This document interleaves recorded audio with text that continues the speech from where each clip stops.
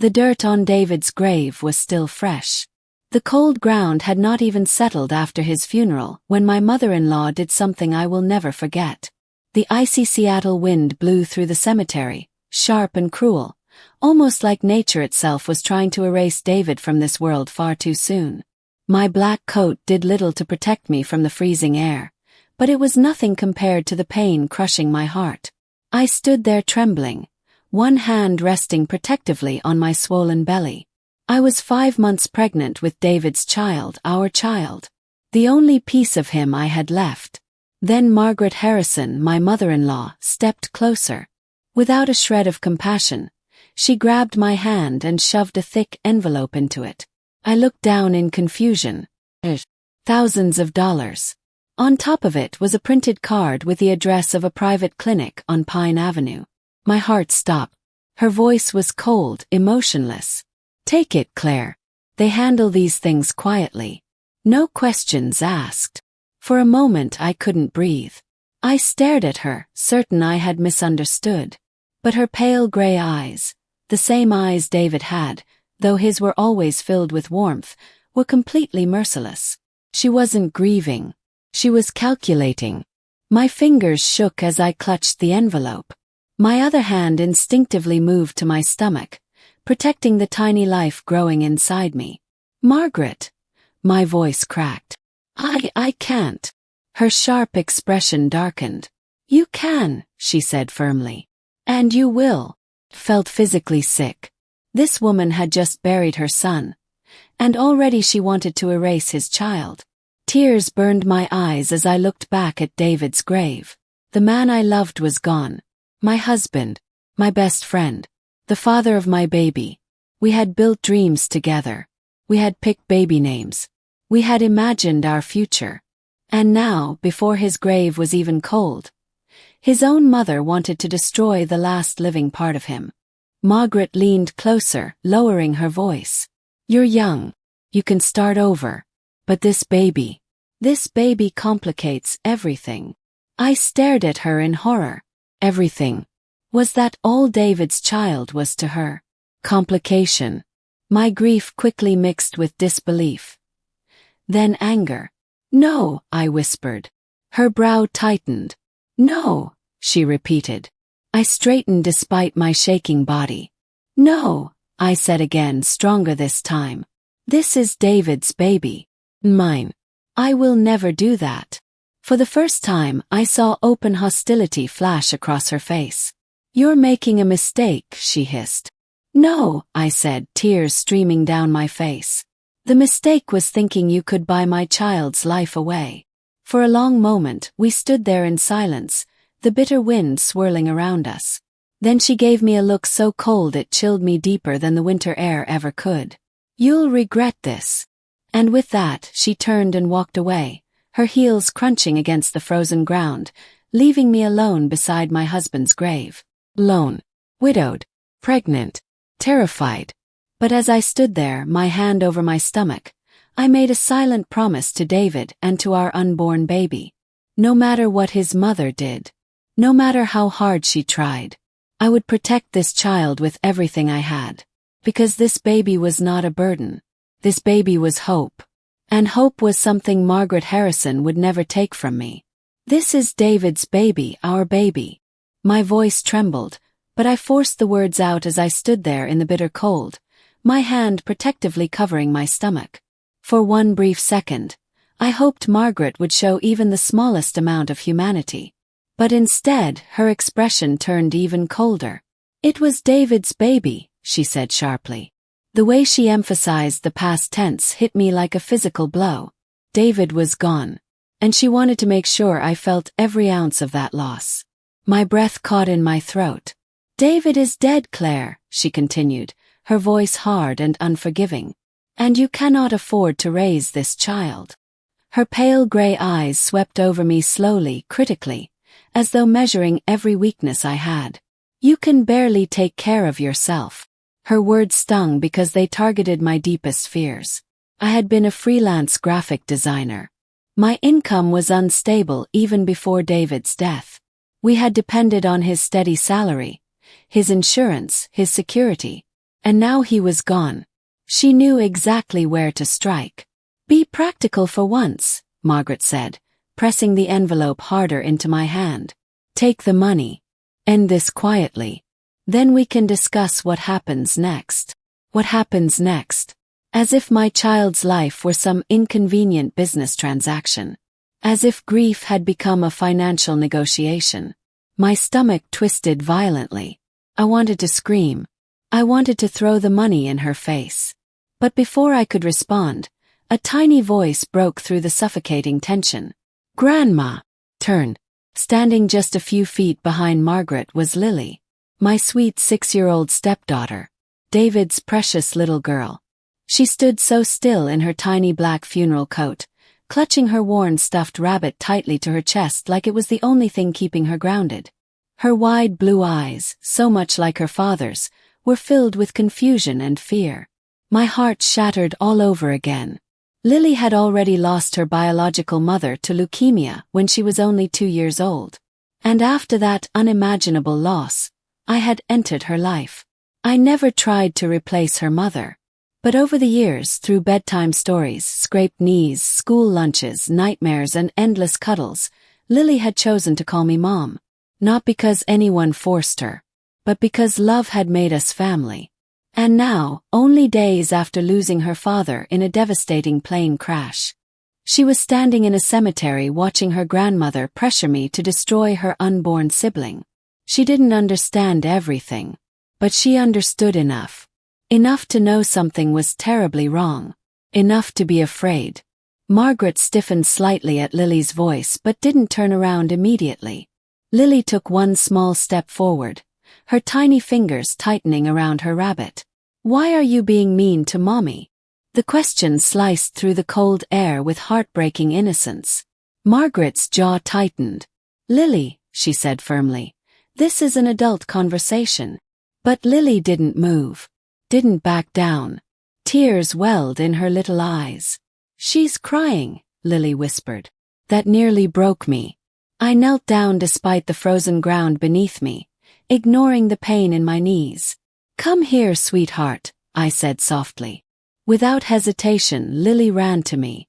She threw herself into my arms, and I held her tightly, one arm around her small trembling body while the other remained over my unborn baby. In that moment, I wasn't just protecting one child. I was protecting both of them. "Mommy," Lily whispered into my coat. "Don't go." My tears spilled freely now. "Oh, baby," I choked out. "I'm not going anywhere." Margaret let out an irritated sigh. "You're confusing her," she snapped. I looked up at her then, truly looked at her. And for the first time I realized something terrifying. This wasn't grief talking. This wasn't a devastated mother acting out of pain. This was control. Margaret wasn't trying to help. She was trying to erase me. And worse, she was trying to separate me from Lily. My blood ran cold. "Lily is coming home with me," Margaret said suddenly. Froze. "What?" "She needs stability," Margaret said crisply. "You're in no condition to care for her." Panic exploded inside me. "No." Margaret's expression hardened. "You are unemployed, pregnant, emotionally unstable. You have no legal claim." Each word struck harder than the last. 'Cause technically, she was right. I had never formally adopted Lily. After David's first wife passed away, I became Lily's mother in every way that mattered emotionally. But legally, I was just her stepmother. And now David was gone. Margaret knew exactly what that meant. Lily clung tighter to me.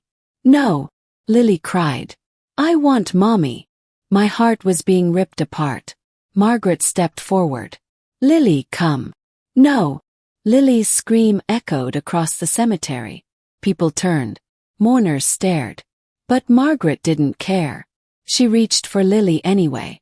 And in that instant something inside me changed. Grief gave way to fierce, primal determination.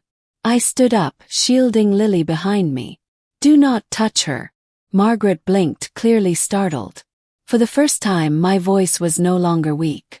No longer trembling. It was steel. "She just buried her father," I said. "You will not traumatize her further." Margaret's face darkened with fury. You have no rights. Maybe not on paper, I shot back. But Lily is my daughter in every way that matters. Lily sobbed behind me, clutching my coat. And as I stood there, pregnant, widowed, heartbroken, I realized this fight was no longer just about survival. It was about my children. Both of them. And I would not let Margaret Harrison take my family apart. Not without a war. Why are you giving Mommy money? Lily's small, trembling voice cut through the freezing cemetery air like the sound of glass breaking. Everything seemed to stop. The wind. The distant murmurs of mourners. Even my breathing. I looked down at her innocent face, pale from grief and confusion. Her tiny hands gripping her stuffed rabbit so tightly that its little fabric ear bent under her fingers. She was scared. Not just sad. Scared. Because even at 6 years old, Lily could feel that something was horribly wrong. But Margaret didn't soften. She didn't kneel down. She didn't offer comfort. She didn't even turn around. Instead, in the same cold tone she might have used to dismiss a servant, she said, "Get in the car, sweetheart. We're going home." The word hit me like lightning. For a moment I forgot how to breathe. Then finally, through my grief, shock, and rising panic, I found my voice. "Home," I repeated, my voice cracking. "Margaret, I'm taking Lily home. With me. To our house." Margaret slowly turned her head toward me. And then, she laughed. It wasn't a warm laugh. Not amused. Not kind. It was sharp, dry, cruel. A short, bitter sound that made several nearby mourners glance over uncomfortably. "Your house," she repeated. Her lips curled with thinly veiled contempt. "Oh, Claire." She said my name like it was something distasteful. "That house is in my name." I blinked, certain I had misunderstood. "What?" Margaret folded her expensive black-gloved hands calmly, almost elegantly, as though discussing stock investments instead of destroying my life. "David borrowed the down payment from me 7 years ago," she said. "It was a family loan. The title was never properly transferred." My blood turned to ice. "No." She tilted her head slightly, studying my devastation like it interested her. "You didn't honestly think," she continued, "that a grade school teacher marrying into this family automatically gained ownership of a waterfront property in Magnolia?" The cruelty of her words stole the air from my lungs. My knees nearly gave out beneath me. Magnolia. Our beautiful Seattle neighborhood. Tree-lined streets. Water views. The wraparound porch where David and I drank coffee every Sunday morning. The nursery I had painted just 2 weekends ago. Soft pale yellow walls. Tiny white clouds. The crib we built together while laughing over crooked instructions. I had folded baby clothes into drawers there. Hung curtains there. Dreamed there. I had placed David's old baseball trophies carefully on the mantel because he loved them. I had draped my late mother's handmade quilt across our bed. I had cooked family dinners in that kitchen. Read Lily bedtime stories in that living room. Held my husband there. Loved him there. Mourned him there. That wasn't just a house. It was my home. A home. And now Margaret was standing over David's fresh grave, telling me it had never been mine at all. "That's not true," I whispered, though my voice lacked conviction. David had told me we owned it together. He had promised. He would never lie to me. Would he? David told me it was in both our names. Margaret's expression turned almost pitying. But it was the pity of a predator for wounded prey. "David told you a great many things, apparently." Her voice sharpened. "But David was emotional. Sentimental. Weak when it came to you." Flinched. "Luckily," she continued coldly, "legal paperwork is less emotional." My stomach churned violently. No, this couldn't be real. David wouldn't do this. Wouldn't leave me vulnerable. Wouldn't leave Lily vulnerable. Would he? For the first time since his death, a terrifying seed of doubt crept into my grief. Had he made a mistake? Or had Margaret manipulated him too? Lily clung tighter to my coat. "Mommy," she whispered. That single word grounded me. I looked down at her tearful face and realized something horrifying. Margaret wasn't just taking my house.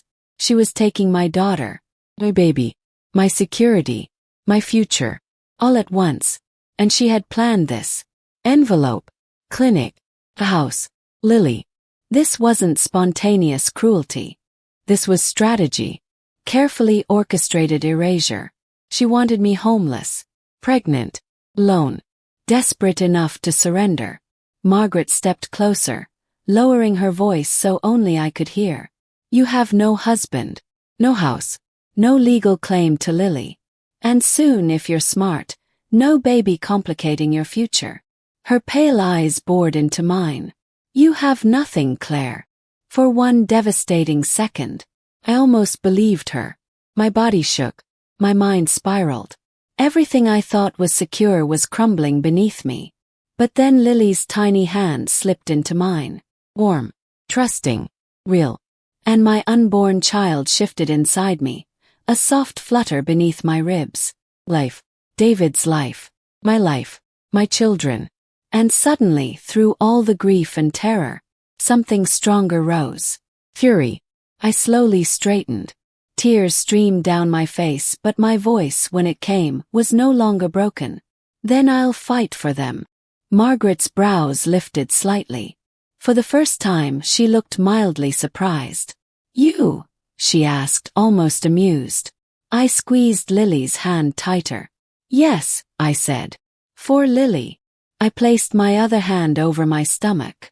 For this baby. Then I looked directly into her cold, calculating eyes. And for everything you think you can steal from me. Margaret's smile vanished. The cemetery wind howled around us, sharp and bitter. But for the first time since David's plane crash, I was no longer standing there as a helpless widow. I was standing there as a mother. And mothers do not surrender their children. Not to grief. Not to fear. And certainly not to monsters wearing family names. Margaret's final words at the cemetery should have prepared me. They didn't. She stood there in her elegant black coat, snow beginning to fall lightly around us, as if the sky itself was mourning while she remained untouched. By the way, she said casually, like she was discussing dinner plans, I've already had Lily's things packed. My entire body went numb. What? Her expression didn't change. She's coming with me tonight. For a second I couldn't process the words. Lily. Leaving with her. Tonight. No. My voice was immediate, desperate.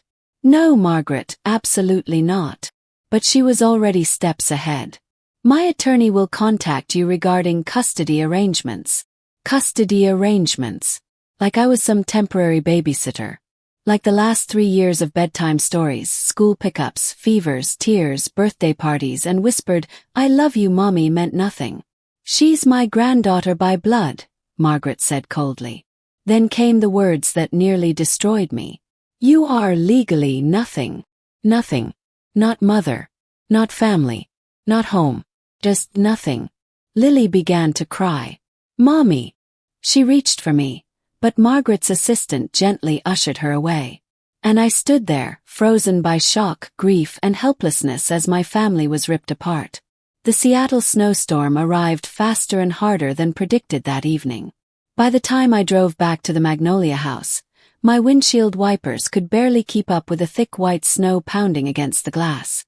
Every road felt blurred. Every breath felt sharp. My hands shook on the steering wheel the entire drive. Part of me still hoped, prayed, that Margaret had been bluffing. That David wouldn't have allowed this. That somehow when I got home, Lily would be inside waiting for me. Warm. But the second I turned into the driveway, my hope shattered. A white luxury SUV with Washington plates was parked outside. Margaret's vehicle. And standing on my front porch was Margaret's housekeeper. Carrying Lily's bright pink suitcase. The one with the little rainbow zipper pulls. The one I had packed for our family trip to Portland last summer. I slammed my car into park before it fully stopped. No! I stumbled through the snow, nearly slipping as panic surged through me. Stop! But I was too late. Lily was already inside the back seat. Her tiny face was pressed desperately against the cold window. Her wide blue eyes were swollen with tears. And her little hand was flattened against the glass. "Mommy," she mouthed silently. I couldn't hear her through the storm. But I didn't need to. I saw it, felt it, broke me. I ran to the SUV and yanked on the back door handle. No. Open the door. I pulled harder, frantic, my gloves slipping. "Lily." Inside she was crying, reaching for me, terrified. And I couldn't get to her. The driver's window slowly lowered. Only half an inch. Just enough for Margaret's cold voice to escape. "Don't make a scene, Claire." I turned toward her, snow clinging to my hair and coat, my entire body shaking with rage. "She's my daughter."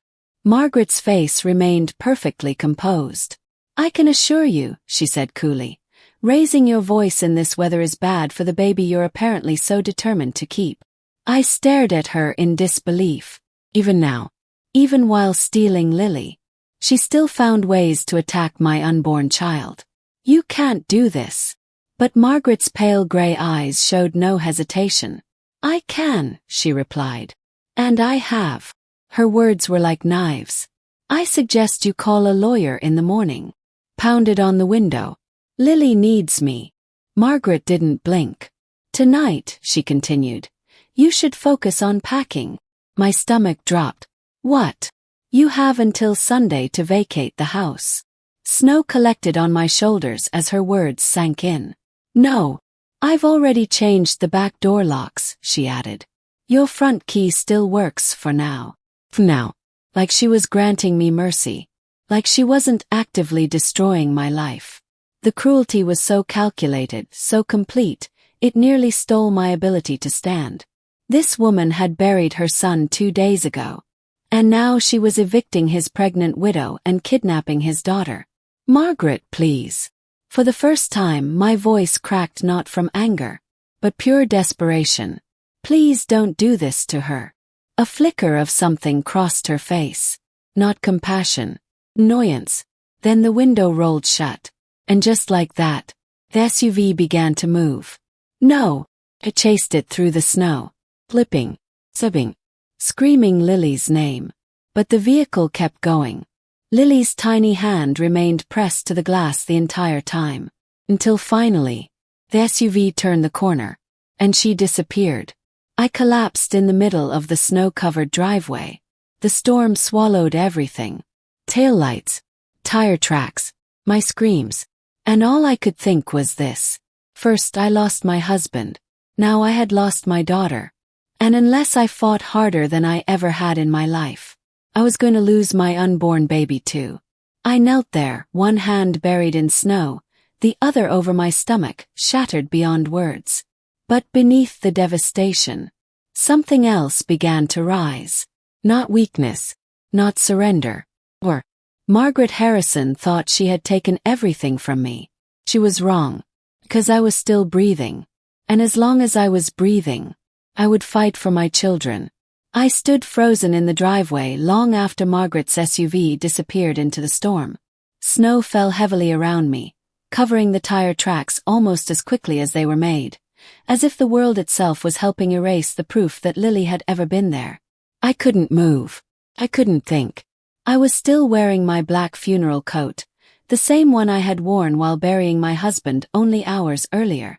My hands shook so violently I had to wrap my arms around myself just to stay standing. My stomach churned with grief, shock, and raw panic. Everything was gone. David, Lily, my home, my future. Then suddenly, a small movement fluttered deep beneath my ribs.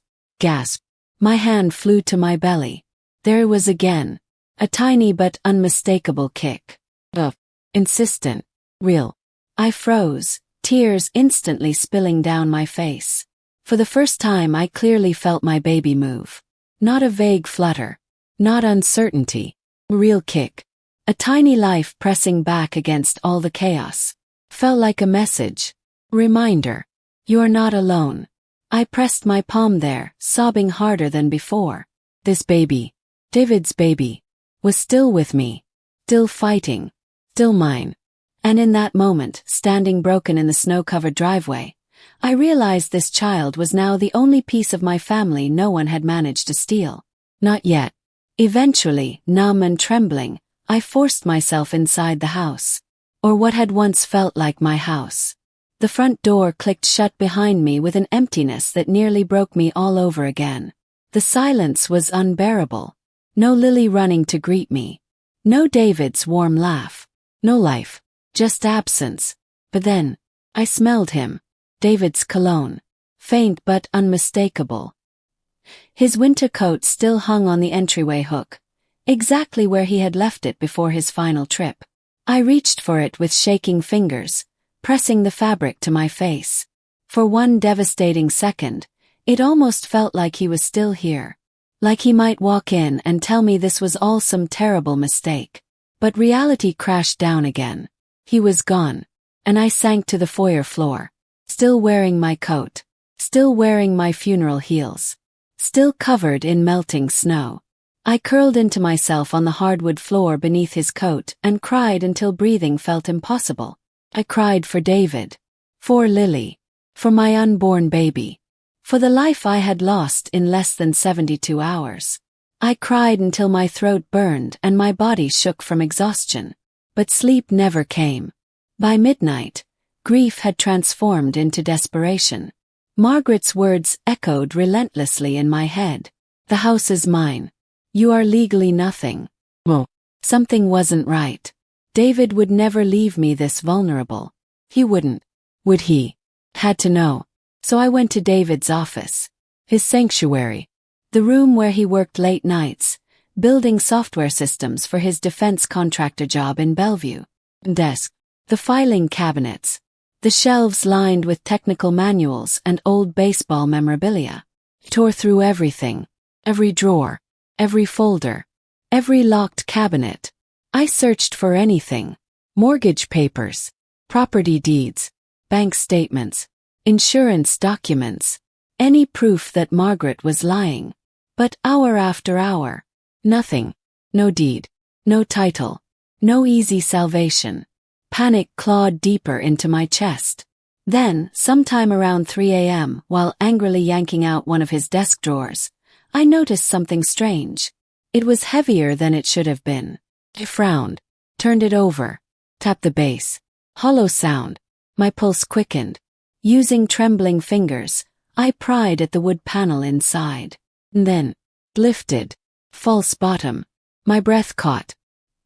Hidden underneath, taped flat and carefully concealed, were two things. Cheap black cell phone. And a business card. I stared in confusion. The phone looked nothing like David's sleek personal iPhone. This was different. Disposable. Burner phone. My heart pounded as I picked it up. Charged. Powered on. Password protected. Why would David have a secret phone? David, who shared everything with me. David, who hated dishonesty. My fingers shook as I set the phone down and picked up the business card. It was plain white. No logo. No branding. Just a name and address handwritten in David's unmistakable handwriting. Dr. Thomas Reed. Cascade Women's Health Clinic. Beneath it, written in hurried script. If anything happens, go to him. Trust him. B. I stared at those words for what felt like forever. My mind raced. What did this mean? Anything happens. What was David expecting? And why this doctor? Cascade Women's Health Clinic. The same clinic Margaret had sent me to. David's note made it sound entirely different. Not a threat. Safeguard. Contingency plan. Secret. Suddenly the room felt colder. My husband had hidden this. From everyone. Including me. Why? David was a software engineer. He worked for a private defense contractor. His job involved secure systems, classified contracts, occasional travel. He had always downplayed it. Mostly boring code, he'd joke. And I believed him. But now, 2 weeks ago, David had left for Anchorage, Alaska. A routine work trip, he'd said. Then came the news. Plane crash. No survivors. Closed casket. Minimal details. And now, hidden in his desk, Burner phone. Secret doctor. A warning. My pulse thundered. For the first time since his death, a terrifying possibility entered my mind. What if David hadn't simply died? What if something much bigger was happening? And what if Margaret knew more than she was telling me? I looked down at the burner phone again, my reflection faintly visible on its dark screen. Then I placed my hand over my belly. The baby kicked once more. And suddenly, for the first time since the funeral, I didn't just feel grief. I felt suspicion. David had left me something. Trail. And I was going to follow it. David had kissed me goodbye in our kitchen like it was any ordinary business trip. He stood by the coffee maker in his navy jacket, travel mug in hand, smiling that familiar crooked smile I loved so much. Routine client visit, he'd said. Just Anchorage. Few meetings. Few days. Then home. He had leaned down, kissed my forehead, then my stomach. Take care of my girls, he whispered to my belly. I laughed and told him to hurry back. Neither of us knew it would be the last time I'd ever see him. Or at least, that's what I had believed. 3 days later, my entire world collapsed. The call came from the State Department. Not David's employer. Not local authorities. The federal government. A chartered plane traveling through the mountains east of Anchorage had crashed. There were no survivors. No possibility of rescue. No hope. The official voice on the phone was calm, rehearsed, detached. Like reading weather statistics. I remember dropping the mug in my hand. It shattered across the kitchen floor while Lily sat at the table coloring. I remember screaming. I remember Lily crying because she thought I was hurt. I remember not knowing how to explain that the man we both loved was suddenly gone. The body they returned to Seattle was burned beyond recognition. Closed casket. No visual identification allowed. I had been told this was normal. Necessary. Merciful. Identification was confirmed through dental records. At least, that's what the medical examiner's letter said. At the time, I was too shattered to question any of it. Too broken to imagine there could be more. But now, sitting on the floor of David's office in the middle of the night, holding a hidden burner phone in one hand and Dr. Thomas Reed's business card in the other, something shifted inside me. It wasn't grief. And it wasn't hope. Hope was too fragile. Grief was too familiar. This feeling was older. Sharper. Primal instinct. Weariness. Like some deeply buried part of me was finally waking up. Something wasn't right. I didn't know what. But I knew enough not to ignore it. Still, I was exhausted. Emotionally. Physically. Mentally. My entire life had been shattered in less than a week. So I didn't call the number that night. Not yet. Instead, I carefully tucked the burner phone and the business card deep into the bottom of my purse. Hidden. Protected. Then I climbed into bed alone. Into the cold emptiness David had left behind. And for the first time in years, darkness didn't feel like grief. Felt like uncertainty. The next morning, reality came for me fast. My best friend Rachel had texted me a list of family law attorneys before sunrise. Rachel had been furious after hearing what Margaret had done. Start fighting now, her message read. So I did. Called 3 attorneys. The first had a 3-week wait list. The second wasn't accepting emergency custody cases. Third, Patricia Morales. She agreed to see me that afternoon. I nearly cried from relief. At least one person was willing to help. I got dressed, gathered my paperwork and stepped outside. Only to stop dead. My car was gone. The driveway was empty. For one disoriented moment, I thought it had been stolen. Then I saw the notice zip-tied to my mailbox. Vehicle repossessed by owner. Title holder. Margaret Harrison. I just stood there staring. My hands trembled. Of course she had taken the car too. Nothing was off limits. Nothing was sacred. I laughed then. Bitter, hollow sound. Because what else was left? I was a second-grade teacher. I wasn't rich. I wasn't powerful. But I was resourceful. So I adjusted my coat, swallowed my humiliation and walked to the bus stop. Because one thing Margaret Harrison would learn very quickly was that I was not as fragile as she assumed. Patricia Morales' office was warm, clean, and intimidatingly organized. She was in her early 50s, sharp-eyed, impeccably dressed, and radiated the kind of competence that instantly made me trust her. For the first time in days, I told someone everything. David's death, Margaret's cash envelope, clinic, the house, car, Lily. Every devastating detail. Patricia listened without interrupting. She took steady notes on a yellow legal pad. Occasionally her lips tightened. Occasionally her brow furrowed. But she never looked shocked, only focused. When I finally finished, emotionally drained and barely holding myself together, she set her pen down carefully. "Okay," she said. Then came the hardest truth I'd ever heard. "Here's the honest reality, Claire." My stomach tightened. If the house is legally in your mother-in-law's name alone, then yes, she has the right to remove you. I felt like the floor tilted. "In Washington," Patricia continued, 30 days is customary in many cases, but family occupancy situations can be legally gray. My life was hanging in legal gray areas. "The car?" asked weakly. Patricia nodded once. "Same issue. If the title is hers, she can repossess it." I pressed a shaking hand to my stomach. "But I'm carrying her son's baby." Patricia's face softened slightly. But her answer didn't. "The pregnancy doesn't change her property rights." The truth hurt worse than false hope. Then I whispered the question that mattered most. "What about Lily?"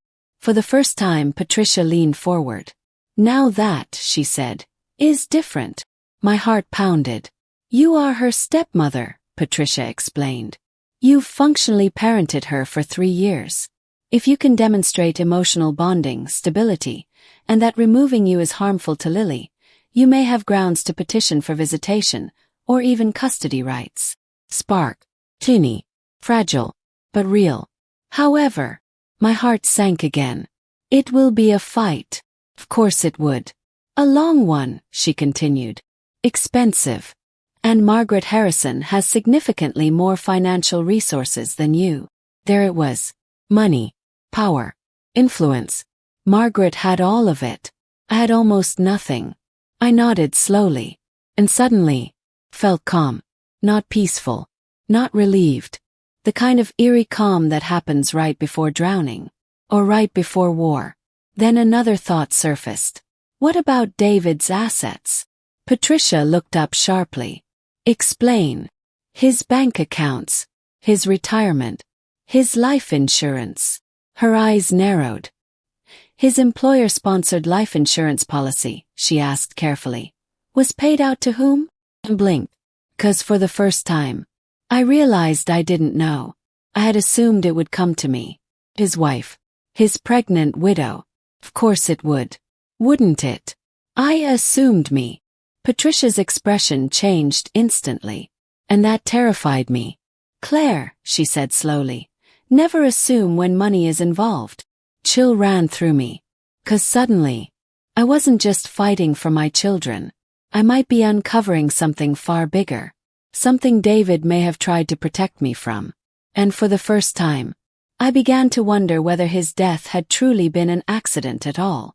"I haven't received anything." My voice sounded smaller than I intended. Patricia Morales looked up from her yellow legal pad, her sharp brown eyes narrowing slightly. "No insurance payout?" she asked. I shook my head. No check. No paperwork. Nothing. That silence in the room felt heavier than anything she'd said so far. Patricia slowly tapped her pen against the desk. Once. Thinking. Then her voice became even more serious. "You need to contact David's HR department immediately." I frowned. "Why?" "If your husband recently changed his life insurance beneficiary," she said carefully, "especially to his mother, that is a significant red flag." The words hit me hard. "Changed it." Patricia nodded. "It happens more often than people realize. Financial coercion, manipulation, estate interference." My stomach tightened painfully. "Well, David wouldn't do that. Would he? Or would someone do it for him? Bring me every document you can get, Patricia continued. Beneficiary records, insurance policies, retirement plans, property filings, employment records. Everything. Her tone sharpened. If something improper happened, we may be able to contest it. Contest. Challenge. For the first time all day, I felt something I hadn't felt since before David's funeral. A sliver of direction. Path forward. Even if it was terrifying. He nodded. Okay. Patricia gave me a long, measured look. Claire. Yes. You need to prepare yourself. My chest tightened. For what? This may not simply be about grief or family cruelty. Her expression was grave. This could involve deliberate financial strategy. I left her office feeling strangely split in half. Lighter. 'Cause finally someone believed me. Someone saw Margaret's actions for what they were.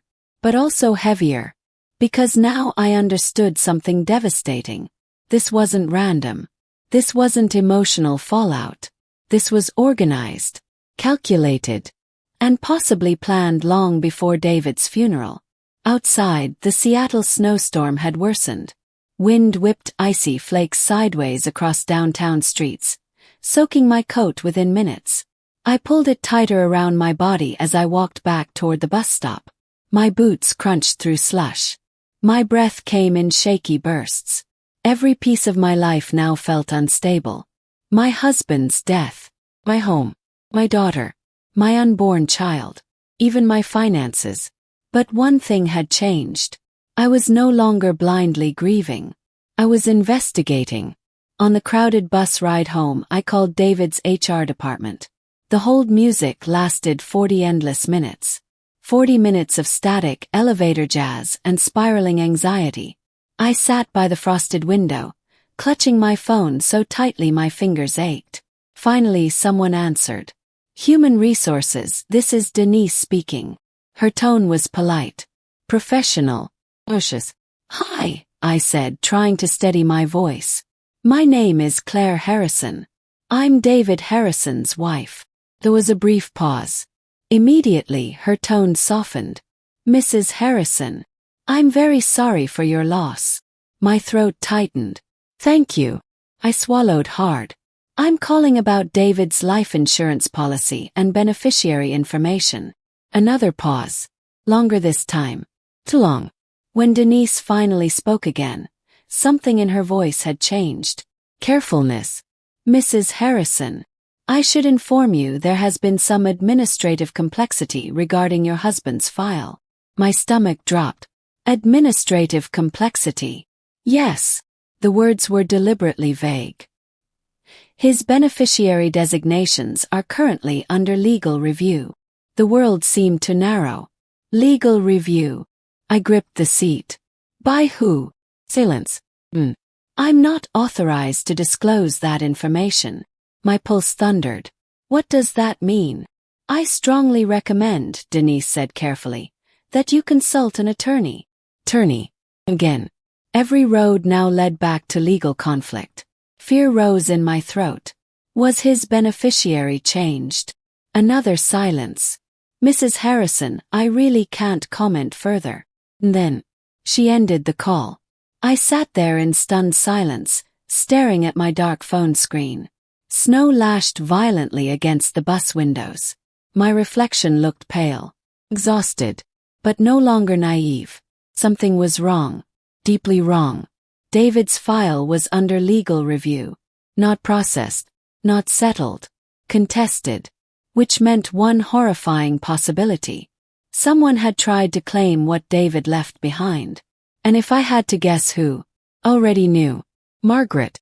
My hand trembled as I reached into my purse. Past receipts, past tissues, past legal notes, until my fingers touched the hidden business card. Dr. Thomas Reed. Cascade Women's Health Clinic. David's secret note echoed in my mind. If anything happens, go to him. Trust him. I stared at the card for a long moment. This wasn't random. David had hidden this deliberately. For me. For this exact moment. The bus rattled through icy streets while my heartbeat pounded louder than the engine. Then, before fear could stop me, dialed. The phone rang once, 3 times. Then a calm receptionist answered. Cascade Women's Health Clinic. How may I help you? I took a shaky breath. Hi. My voice almost broke, but I forced it steady. I'd like to make an appointment with Dr. Thomas Reed. Of course, she said kindly. May I have your name? For one brief second I hesitated. 'Cause somehow, saying my name felt like stepping across an invisible line. Like entering something far larger than I understood. Then I answered. Claire Harrison. There was silence. Not ordinary silence. Recognition. The receptionist's tone changed instantly. Mrs. Harrison. My blood ran cold. Yes. One moment, please. No standard scheduling questions. No insurance verification. No available appointment slots. One moment. The line clicked. Soft music played. Then, less than 10 seconds later, a man came on the phone directly. Claire. His voice was low. Urgent. Controlled. My heart stopped. Yes. This is Dr. Reed. I gripped the phone tighter. And then he said the words that changed everything. Do not go home. My entire body went rigid. What? Listen carefully, he said. His voice was no longer that of a physician. Sounded more like a warning. Your husband prepared for this. My breath vanished. David is not who they told you he was. Snow blurred outside the bus window. My heart pounded violently. And suddenly, I realized my nightmare was only beginning. There was a brief pause on the phone. Not long. Just enough to feel strange. The receptionist's tone had already shifted the moment I gave my name, but now it changed even more. Became softer, more deliberate, almost as if she had moved from routine scheduling into something carefully rehearsed. Dr. Reed has an opening tomorrow morning at 9 a.m., she said. Then she added, Would that work for you, Mrs. Harrison? My fingers tightened around my phone. Mrs. Harrison. The way she said it felt intentional, not just polite. Like she knew exactly who I was. And perhaps, exactly why I was calling. Yes, I said quickly. Yes, thank you. Another pause. Then the words that made my entire body go still. Mrs. Harrison. Yes. Dr. Reed has been expecting your call. Froze. Every sound on the bus seemed to disappear. The rumble of the tires. The muffled conversations. The storm outside. What? But the receptionist had already returned to her calm professional tone. We'll see you tomorrow at 9. The line disconnected. I didn't call back. I didn't ask questions. Couldn't. I simply lowered the phone slowly and held it tightly against my chest like it was the only thing keeping me anchored. Expecting my call. David had arranged this. Somehow. Some way. And whatever he had been preparing for. It was bigger than I'd imagined. I barely slept that night. Every creak in the house felt ominous. Every passing car made my pulse spike. Margaret's looming legal threats. Lily's terrified face. David's hidden phone. Clinic. The insurance complications. It all swirled together into one impossible question. What had my husband been trying to protect me from? By morning, exhaustion clung to me like a second skin. But fear was stronger. I arrived at Cascade Women's Health Clinic 15 minutes early. The building was discreet, modern, professional. Nothing about it suggested secrets. Nothing about it hinted that my dead husband may have trusted this place with my future. Inside, the receptionist greeted me immediately. No clipboard. No insurance forms. No awkward waiting room formalities. Just a calm nod. Mrs. Harrison. Dr. Reed is ready for you. Ready. Again that word. I followed her down a quiet hallway, my heartbeat pounding harder with every step. The exam room was warm and softly lit. Comforting. But my nerves were anything but calm. Then the door opened. Dr. Thomas Reed entered. He looked to be in his mid-40s. Salt and pepper beard. kind but serious eyes, professional posture, the kind of doctor who immediately inspired trust. But what caught my attention most was what he did next. He stepped inside, closed the door, and locked it. A sharp click echoed through the room. My stomach dropped. He immediately noticed my fear. "Mrs. Harrison," he said gently, raising his hand slightly in reassurance. "You and your baby are safe here." The word should have comforted me. Instead, it terrified me. Safe from what? Or safe from whom? Dr. Reed's expression softened. "I know you have questions," he said carefully. "I promise we'll discuss everything." His tone was calm, steady, almost protective. "But first," he gestured toward the exam table, "I'd like to do a quick ultrasound." I instinctively placed a hand over my stomach. "The stress you've been under this week has been severe," he explained. "I want to ensure your baby is healthy before we talk." For the first time in days, a wave of maternal fear overpowered everything else. Not legal battles. Not David. Not Margaret. Just my child. "Okay," I whispered. I climbed onto the table with trembling limbs. Dr. Reed applied cool gel to my stomach. The familiar discomfort barely registered. Then he moved the wand. And suddenly, the room filled with sound. Fast, powerful, beautiful. My baby's heartbeat. A rapid, galloping rhythm. Strong, steady, alive. Gasp. And then I broke. Tears spilled instantly. Not polite tears. Not quiet grief. Full body shaking sobs. Because after days of funerals, threats, betrayal and fear, this was life. This was David. This was our child. Still here. Still fighting. Still mine. Dr. Reed's voice was gentle. Strong heartbeat. He adjusted the monitor. Healthy position. More tears came. Then his tone softened even further. "Anne." Small pause. "A little boy." My breath caught. "If you'd like to know." "Boy." "David's son." I covered my face with both hands and sobbed harder than I thought possible. Son. David had always wanted a son. Not because he loved Lily any less. He adored her. But he used to joke about teaching a little boy baseball in the backyard. Building model airplanes. Passing down his old mariner's cap. And now, even if David was truly gone, part of him was still here, growing inside me. My son. Our son.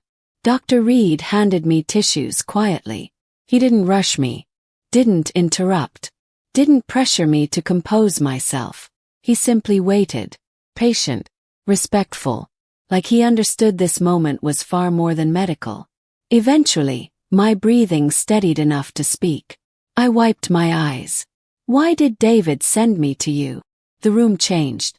Dr. Reed's expression shifted. Not fear. Not pity. Something heavier. Something burdened. He turned off the ultrasound monitor. Set the wand down carefully. Then pulled a chair close to the exam table. When he spoke again, his voice was lower. More serious. "Because your husband trusted me." My pulse quickened. "What does that mean?" Dr. Reed folded his hands. And then he said the words that shattered everything I thought I knew. "Claire." He looked directly into my eyes. "David may not be dead." When I finally managed to breathe again, my entire body felt numb. My tears had slowed, but my hands were still shaking as I lay there on the exam table, one hand protectively over my stomach. The ultrasound gel was still cool against my skin. The sound of my baby's heartbeat still echoed faintly in my ears. Little boy. David's son. And now, Dr. Thomas Reed was sitting beside me with an expression so serious it made my blood run cold. He pulled the rolling stool closer and sat down carefully. Not rushed. Not dramatic. Measured.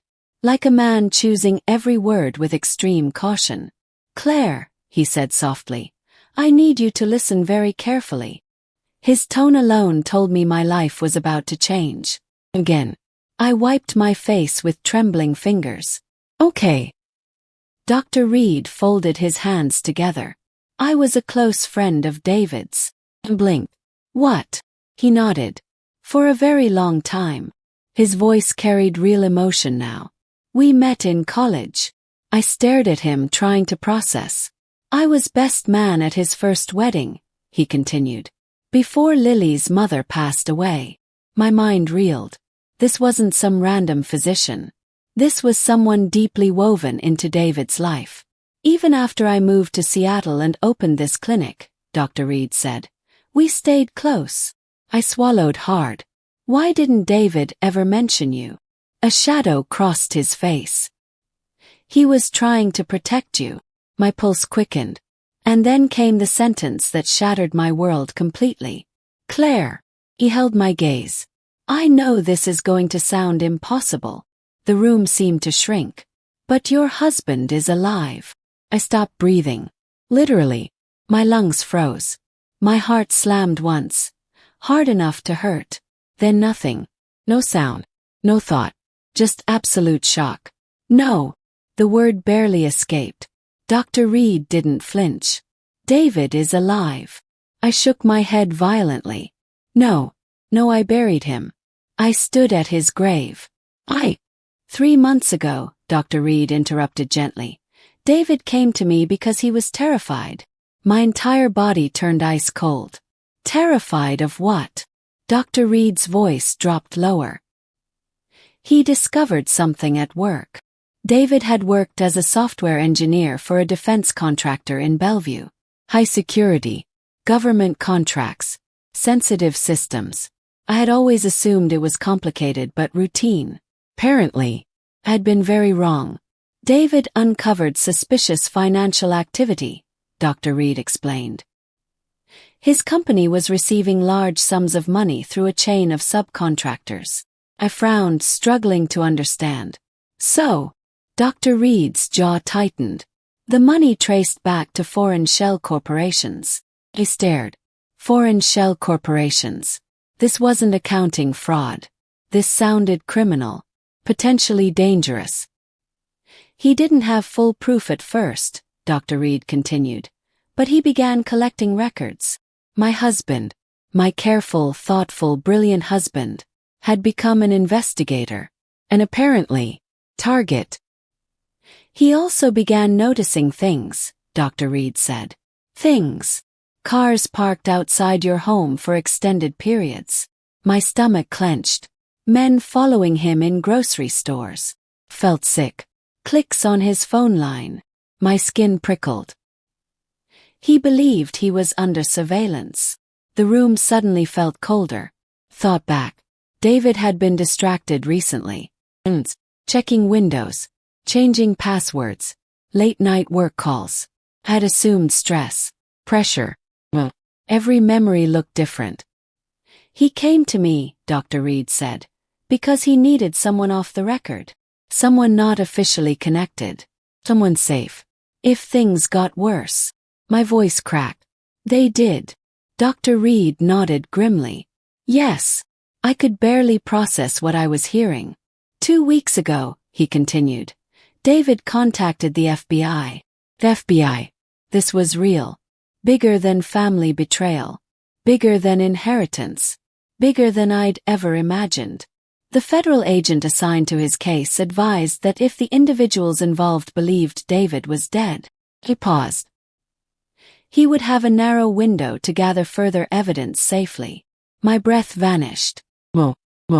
They staged it. Dr. Reed's eyes filled with sympathy. Yes. My heart pounded violently. The crash was real, he clarified. But David was not on the plane. Felt physically dizzy. The body identified as David was another passenger. I stared at him in horror. An unidentified drifter, he said carefully.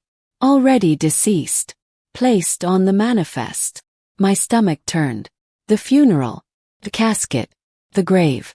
It had all been lie.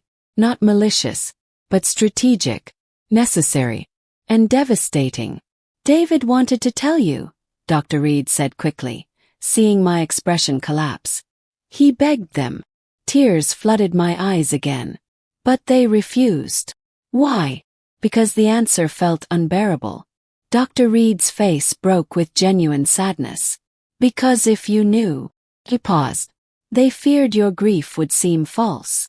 My body went rigid. They needed your reaction to be authentic. Authentic. They needed me shattered. They needed me devastated. They needed me to believe my husband was dead.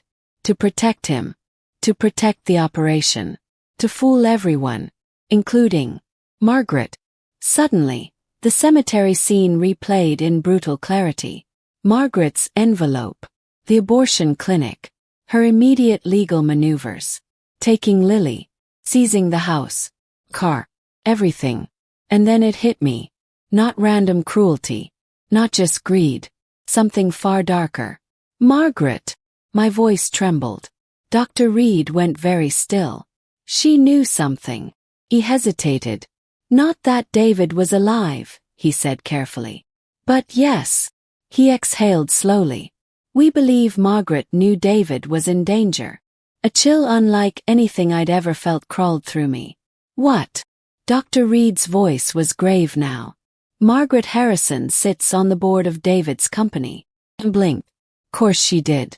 I knew she had influence. I just hadn't realized how much. She personally approved several of the suspicious subcontractor payments David flagged. The room tilted. Whoa. My mother-in-law, David's mother, was involved. 3 weeks before David disappeared, Dr. Reed continued. He uncovered evidence linking board approvals to those shell corporations. I felt nauseated. He realized someone inside the company was facilitating the payments. I whispered the answer before he did. Margaret. Dr. Reed's silence confirmed everything. We believe she discovered David was investigating. My hands flew protectively to my stomach. Not just grief. Not just greed. Margaret may have believed David was dead. But before that, she may have believed he was a threat. To her power, to criminal activity. And if she was willing to force me into abortion, steal Lily, seize assets, and erase me from the family, then what else was she capable of? Tears blurred my vision. But beneath the fear, something stronger rose. Clarity. This wasn't simply survival anymore. This was conspiracy, corruption, betrayal at the highest level of my family. And David, my husband, was alive somewhere, fighting for truth, for justice. Dr. Reed leaned closer, his voice urgent. Claire, David needs more time. I looked up. Which means, he said, you need to survive Margaret long enough to help bring her down. We believe Margaret was preparing for this long before David disappeared. Dr. Reed's words settled over me like ice. I sat motionless on the exam table, my hand protectively over my stomach, trying to process the full nightmare. Preparing. Not grieving. Not reacting. Planning. My mother-in-law hadn't simply taken advantage of tragedy. She had been waiting for it. And that realization was somehow even more horrifying. What do you mean, preparing? I whispered. Dr. Reed's face was grim. Margaret likely understood that once David uncovered the financial corruption, he became a liability. My pulse hammered painfully. She may not have known the FBI staged his death, he clarified, but she almost certainly knew his investigation threatened her. Felt physically ill. So when David was declared dead, Dr. Reed nodded. She moved immediately. Course she had. Envelope. Clinic. The custody threat. The house. Car. Everything had happened with terrifying speed. Not panic. Execution. She needed you destabilized, Dr. Reed said. My throat tightened. She needed you isolated. His words came one by one, each worse than the last. She needed Lily under her legal control. Closed my eyes. And his pause was devastating. She needed David's life insurance payout redirected. I looked up sharply. What? Dr. Reed's jaw hardened. It already was. For a second I forgot how to breathe. No. He nodded once. 2 days after the funeral, a beneficiary change form was submitted. My stomach dropped. Whoa. That wasn't possible. David would never. He didn't. My voice cracked. Then how? Dr. Reed's expression was mercilessly clear. We believe Margaret forged it. Silence. Absolute silence. And I laughed. Not because anything was funny. Not because I was okay. It was the sound of someone pushed beyond ordinary shock. A fractured, disbelieving sound. The kind of laugh that comes when reality becomes so twisted your mind no longer knows how to respond. I laughed because if I didn't, I might shatter. So let me understand this. My voice sounded distant. David's mother isn't just cruel. Dr. Reed shook his head slowly. No. She's a criminal. Yes. I swallowed hard. My husband, I could barely say it, is alive. Yes. Tears welled instantly. My baby is safe. Dr. Reed's eyes softened. Yes. Broke then. Again. But this time not purely from grief. Because for the first time in days. Had something else. Truth. And then came the question that mattered most. Lily. Dr. Reed leaned closer. Your stepdaughter is going to be safe too. I searched his face desperately. Promise me. His voice was steady. We are going to protect her. Protect. Not hope. Not maybe. Protect. But, he added carefully, we have to move carefully. I hated those words immediately. Because careful meant waiting. And Lily was still with Margaret. Still vulnerable. Still scared. The FBI is actively monitoring Margaret, he explained. But your immediate safety is critical. Why? Because if Margaret realizes David may still be alive, or that you know anything, your risk increases dramatically. Felt cold all over. David had hidden me for a reason. Margaret was dangerous enough that federal agents were involved. And I was pregnant, exhausted, emotionally raw. I was vulnerable. Dr. Reed's voice softened. David arranged a secure location. And blinked. He planned for me. Yes. My heart clenched painfully. Even while disappearing. Even while letting me believe he was dead. He had still been protecting me. I want to see him. My voice cracked with desperate longing. Dr. Reed's expression was kind but firm. Soon. Not now. But first, he said, we keep you hidden. That night I vanished. Officially, I was still at the Magnolia House. At least, that's what Margaret would assume. But in reality, Dr. Reed's sister, Hannah, quietly picked me up after dark. She was calm, practical, and clearly trusted. No unnecessary conversation. No drama. Just action. She drove me 3 hours east of Seattle, deep into the snowy Cascades near Leavenworth. The cabin was small, remote, wooded. A hidden sanctuary buried beneath pine trees and winter silence. Inside it was warm, cozy, prepared. There were groceries already stocked. Fresh blankets, firewood, prenatal vitamins neatly arranged in a basket on the kitchen counter. And beside them, a handwritten note. David's handwriting. My hands shook as I unfolded it. Blair, I know you're reading this hating me.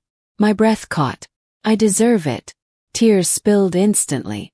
Please let me make this right. My knees nearly buckled. Please stay safe. I pressed my hand to my mouth.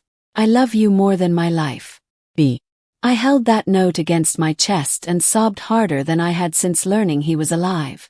Because even through deception, even through fear, David had never stopped loving me. And for the first time in weeks, slept. 14 uninterrupted hours. No legal threats. No funerals. No icy confrontations. No Margaret. Just sleep. Real sleep. Healing sleep. But peace didn't last. Because every time I woke, one thought haunted me. Lily. Lily was still with Margaret. Still trapped. Still grieving. Still confused. And that was unbearable. By the third morning I couldn't stand it anymore. Using the burner phone David had hidden, and that Hannah had carefully shown me how to activate securely, I called Dr. Reed. The second he answered, I didn't bother with pleasantries. I can't leave Lily there. My voice shook with urgency. She's 6 years old. Silence. She doesn't understand what's happening. I paced the cabin floor, one hand gripping the phone, the other over my belly. Her father died. Her stepmother disappeared. Margaret is controlling everything. Could barely breathe. She's scared. My voice broke. She needs me. On the other end, Dr. Reed exhaled slowly. Claire. No. Tears burned my eyes. I will not let Margaret poison her against me. I swallowed hard. Or worse. Long pause. Then Dr. Reed spoke carefully. The FBI has asked for 48 more hours. Froze. 48 hours. They're close. Close. That word felt useless. 48 hours is too long. I nearly shouted. She's terrified now. I leaned against the cabin wall, shaking. I know, he said softly. But knowing wasn't enough. Lily was my daughter in every way that mattered. And every second with Margaret felt like danger. Closed my eyes. For the first time since reaching safety. Felt something new. Not just grief. Not just fear. Strategy. If I had survived this much. If David had risked everything. If the FBI was closing in. Then maybe, just maybe, Margaret Harrison's carefully built empire was about to collapse. And when it did, I would be there to take Lily home. Dr. Reed was quiet for a long moment after I finished speaking. I stood by the cabin window, staring out at the snow-covered trees, my hand trembling around the burner phone. Claire, he finally said carefully, what exactly are you suggesting? I already knew the answer. Even before I said it out loud. It was reckless, dangerous, possibly foolish. But I also knew something even more important. No one was going to save Lily unless I stopped waiting for permission. For days, my life had been controlled by other people. Margaret, lawyers, federal agents, doctors. Everyone had plans. Everyone had strategies. Everyone kept telling me to wait, to stay hidden, to be careful. But while I was hiding, Lily was trapped. A 6-year-old little girl who had already lost one mother, then her father, and now the woman who had raised her for the last 3 years. And I was done being passive, done being handled, done being the woman tragedy happened to. I straightened my shoulders. I'm going back to Seattle. Dr. Reed's silence sharpened instantly. Claire, I'm going to Margaret's house. My voice was calm now. Terrifyingly calm. I'm getting my daughter. Claire. His tone shifted from concern to warning. This could compromise everything. Maybe, I said. But Lily is 6 years old. My voice cracked. She is grieving. She is confused. And she is with a woman we now know may be involved in criminal fraud and conspiracy. That silence said enough. Then I said the truth I had finally fully accepted. I'm her mother. Not by blood. Not by paperwork. But by love. By bedtime stories. By scraped knees. By fevers. By school lunches. By every single day I had shown up for her. And no corrupt grandmother was going to erase that. Dr. Reed didn't approve. But he also didn't stop me. Instead, Hannah drove me back to Seattle that same afternoon. The drive through the snowy mountain roads felt surreal. I wasn't the same broken widow who had fled the city days ago. I was still grieving, still terrified, still pregnant, but now, had purpose. We didn't go straight to Margaret's estate. First we went to Patricia Morales. Because if I was going to fight, I was going to do it smart. Patricia's office felt different this time. Less like a consultation, more like war planning. I told her everything. Everything. David being alive. The FBI. The corporate corruption. Margaret's suspected role. The forged life insurance forms. The safe house. Dr. Reed. Every shocking piece. Patricia listened in stunned silence, her usually composed face visibly shaken. When I finished, she slowly leaned back in her chair. For the first time since meeting her, she looked genuinely speechless. Claire. She exhaled sharply. This is bigger than family law. I know. Her legal mind clearly recalibrated in real time. Then she reached for her phone. I have a friend at Seattle PD. Hope flickered instantly. She handles family welfare interventions. Patricia stood. If Margaret is holding Lily in emotional distress and actively obstructing her primary caregiver, we may be able to establish immediate welfare access. My pulse quickened. Meaning? Patricia's eyes sharpened. Meaning we do this carefully, legally, and publicly. Exactly what Margaret hated most. Exposure. Stepmother of 3 years, Patricia said while pacing. Primary caregiver during marriage. Biological mother deceased. No prior custodial role from grandmother. She looked directly at me. You are her mother in every way that matters. My throat tightened painfully. No one had said it so clearly before. Patricia gave me a firm nod. Let me make some calls. By 6 p.m., I was sitting in the front seat of a Seattle police cruiser. Officer Maya Chen was calm, professional, and thankfully compassionate.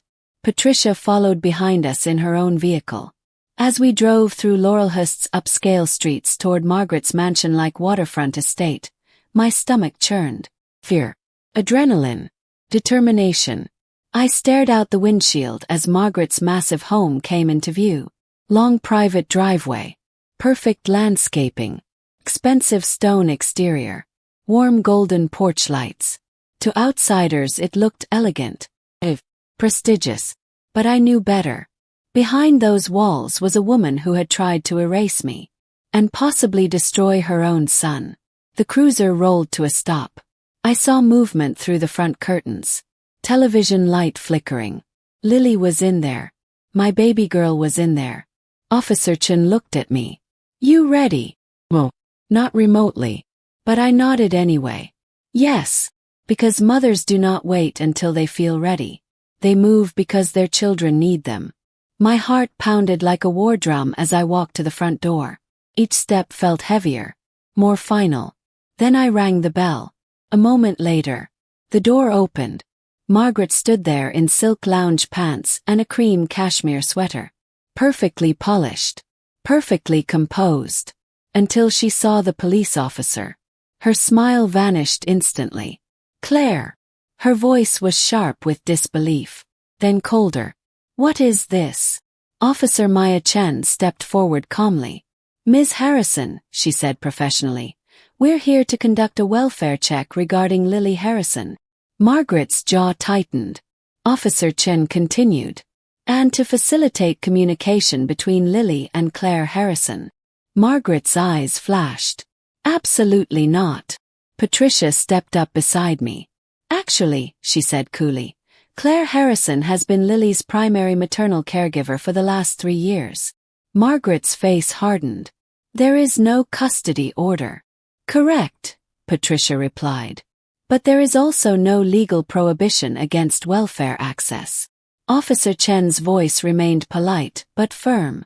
Ma'am, Ms. Harrison is entitled to verify the child's well-being. Margaret's mask cracked. This is harassment. Her voice had gone thin and venomous. Officer Chen didn't flinch. Ma'am. Measured pause. Please step aside. For one glorious second. I saw it. Margaret Harrison, wealthy, powerful, manipulative Margaret, was cornered. Not defeated. Not yet. But cornered. And she knew it. Her eyes met mine with pure fury. But I didn't look away. 'Cause for the first time, I wasn't standing there alone. I had legal counsel, law enforcement, truth, and the unshakable force of motherhood. After a long, tense moment, Margaret stepped back, barely, reluctantly, like every inch cost her pride. And I walked inside, back into the battlefield, back toward Lily, back toward my daughter. The moment I stepped fully inside Margaret's house, everything else faded. The polished marble floors, the expensive chandelier, the scent of designer candles, the cold wealth, none of it mattered. 'Cause then, from upstairs I heard it. Tiny trembling voice. Mommy. My heart shattered and healed all at once. Lily. For one frozen second the whole world stopped. Then came the sound. Fast, desperate little footsteps pounding down the staircase. "Mommy!" And suddenly she was there.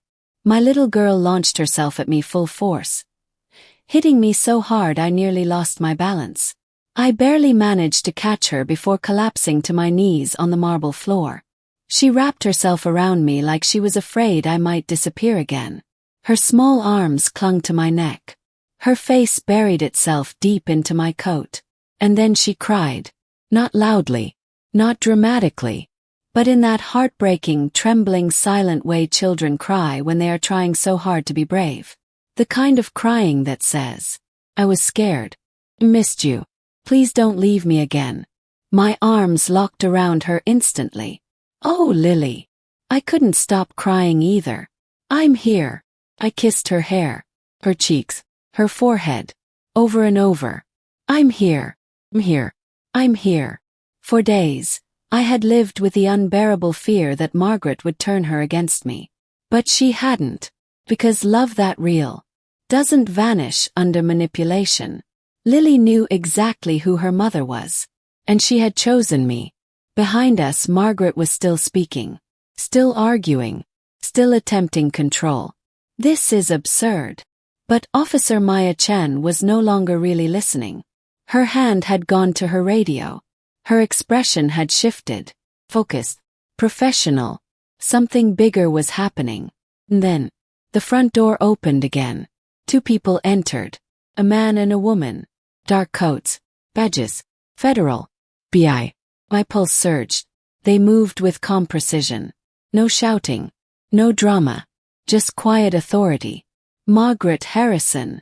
For the first time since I had known her, Margaret looked uncertain.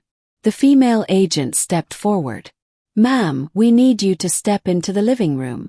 Margaret stiffened. "I'm not answering questions without. This is not optional." The male agent's tone was polite, but absolute. I remained on the floor, Lily clinging to me, as Margaret slowly moved toward her pristine white living room. For the first time, she didn't look powerful. She looked cornered. The questions began immediately. "Do you know Gregory Waller?" Margaret froze. I frowned. "Ooh.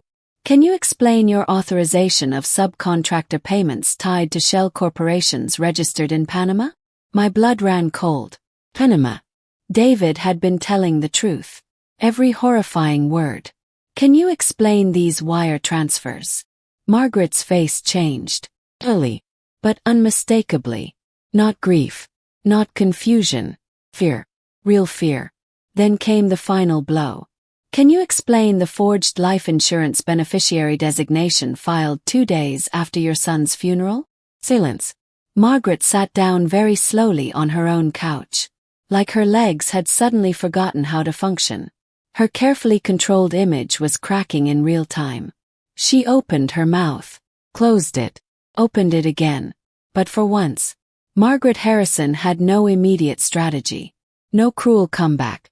No polished weaponized answer. Across the room, her pale gray eyes found mine. And for one long moment, I saw something complicated. Rage, calculation, humiliation, maybe even regret. But only for a second. Then her face hardened once more. "Claire," she said sharply. Her voice was desperate now. "Whatever they've told you." She swallowed. "It's not what you think." I stood slowly, still holding Lily protectively. For the first time, I wasn't afraid of her. "Margaret," I said quietly. My voice was steady. Certain. "I know my husband is alive." The effect was immediate. Her face went completely white. Not pale. Not angry. But pure shock. Because in that instant, she understood. Her plan had failed. David wasn't dead. I wasn't powerless. And she was no longer in control.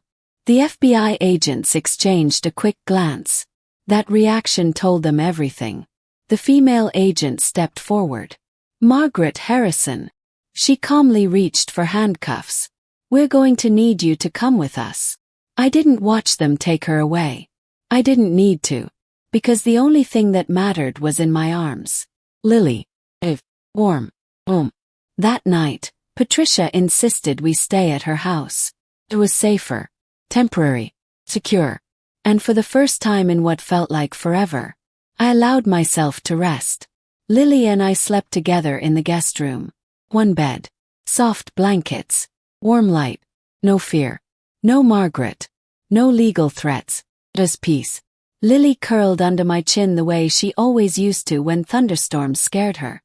One tiny hand rested protectively over my pregnant belly. Even in sleep, she was already loving her little brother. At some point in the middle of the night, her sleepy voice whispered, "Mommy." "Yes, sweetheart." She shifted slightly. "Is there really a baby in there?" Despite everything, smiled. "Yes." I brushed her hair gently from her face. "Your little brother." There was a long sleepy pause. Then, in complete seriousness, she whispered, "Good," and blinked. "Good." She nodded against me. "We're going to need more people on our team." I laughed so suddenly I cried. Or maybe I cried so hard I laughed. Maybe both. Because after death, after betrayal, after corruption, after grief, after fear, here was this tiny brave little girl, already planning our future like we were superheroes assembling reinforcements. And in that moment, the baby kicked. Strong. Sudden.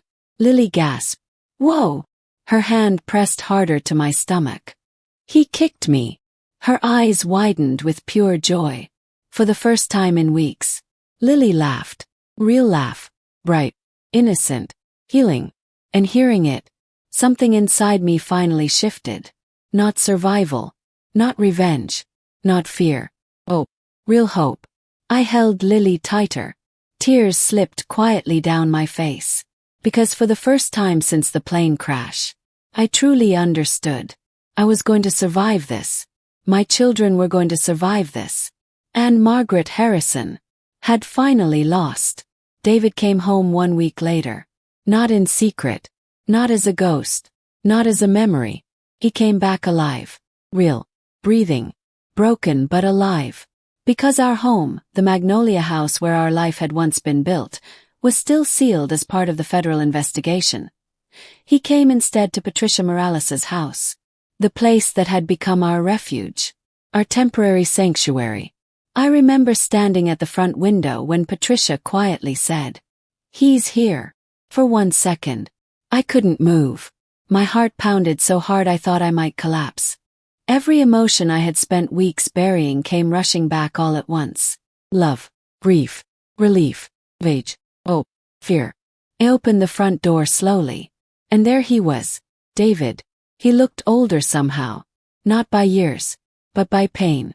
He was thinner. His face was more hollow than I remembered. Dark shadows sat under his eyes like bruises from exhaustion and guilt.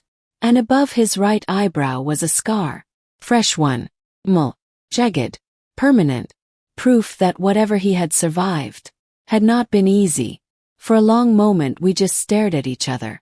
Neither of us spoke. Then David's face crumpled. Not dramatically. Not theatrically. Just pure raw emotion.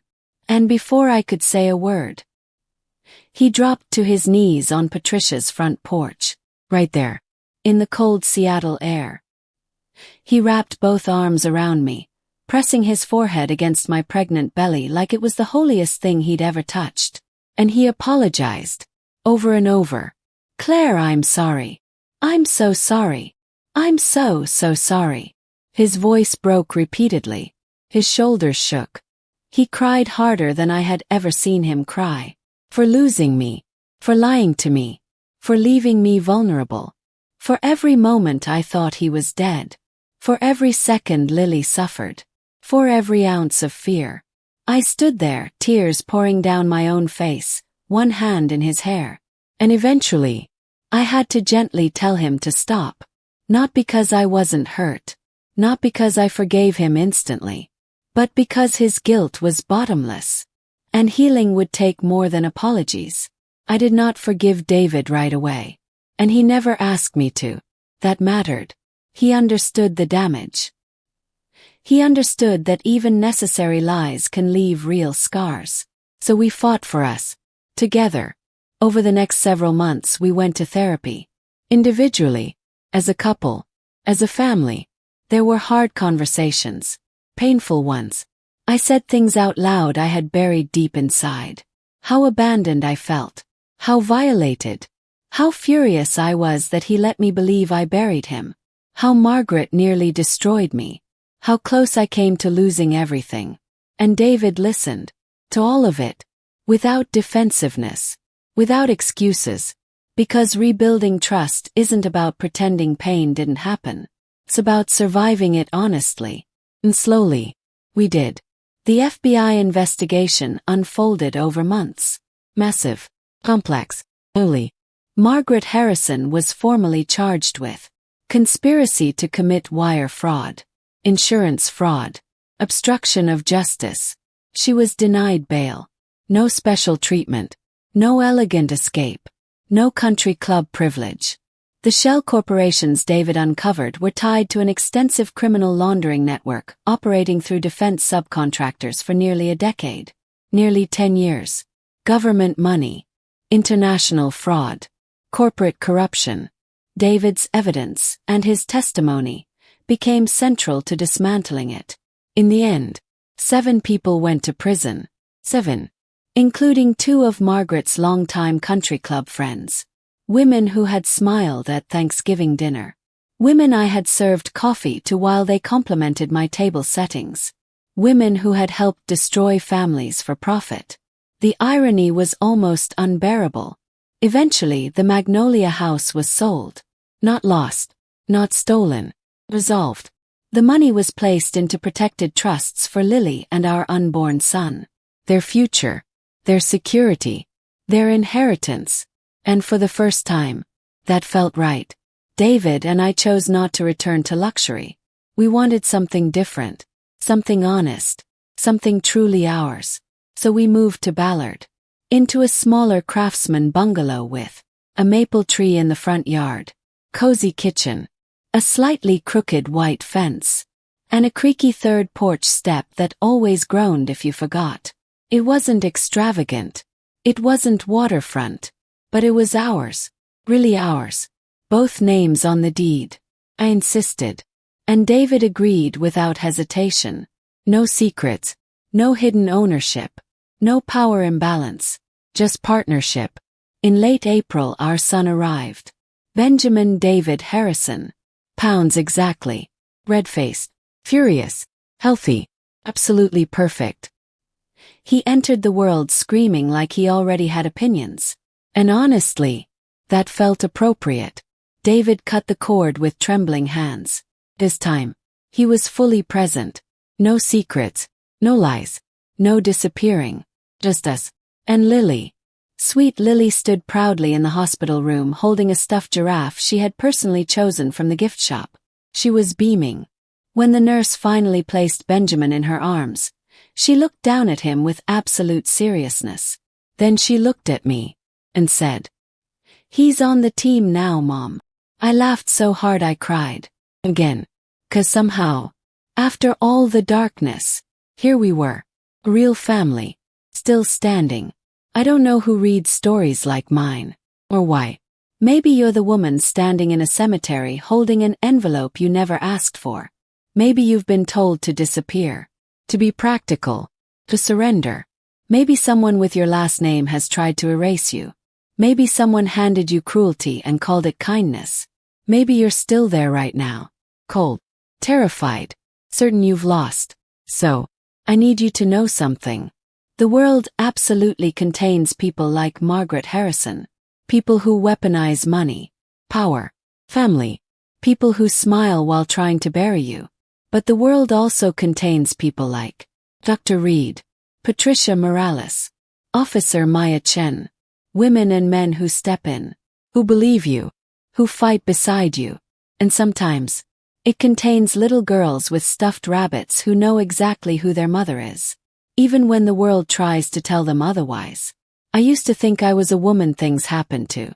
A woman life crushed. A woman people manipulated. But I was wrong.